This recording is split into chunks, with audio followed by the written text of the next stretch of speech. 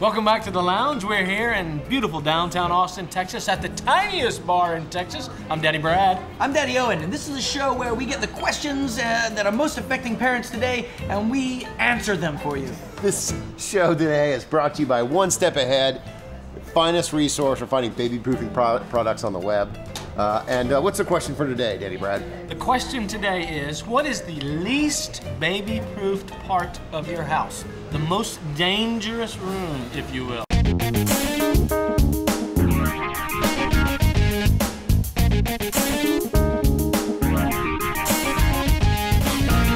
I'd have to say probably our master bedroom.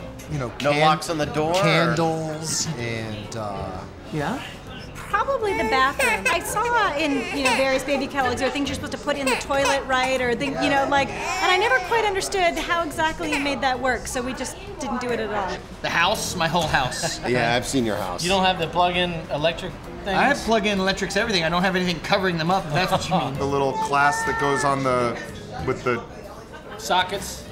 No, we didn't do sockets. curling irons and blow dryers and incense burners. Go back to the sexy stuff. We did the things that go on the cabinets. The cabinets. Cabinets. I tried to do the corners and the little stretchy thing, and that worked out well. But other than that, it's mostly the sports memorabilia that's on the bottom shelves because my wife doesn't allow me to, display it prominently. The house in general is pretty dangerous if we're not vigilant. The kitchen is dangerous because we have a vintage stove. It's very charming. It looks really good.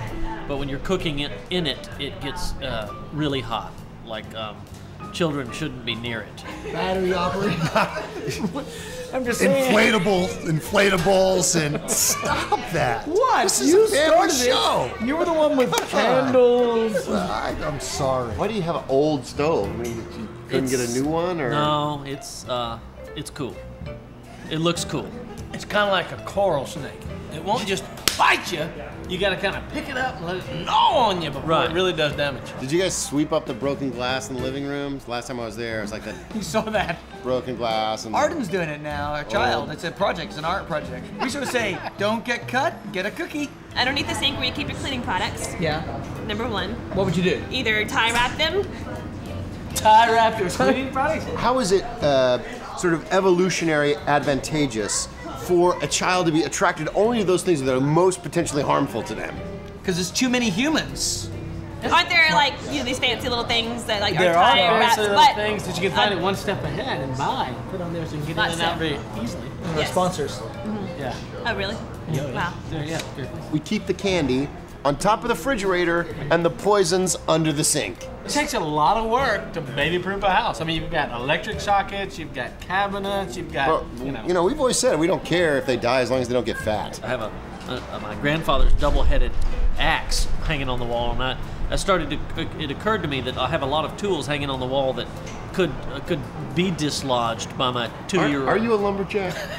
Thanks for joining us again in the lounge. We really enjoyed having you here. If you got any thoughts about baby-proofing, products that you've used, techniques that work really well to keep your kids safe, please drop us a comment, let us know. Thanks again to One Step Ahead, fantastic resource for baby-proofing products. And that's all for us here in the lounge.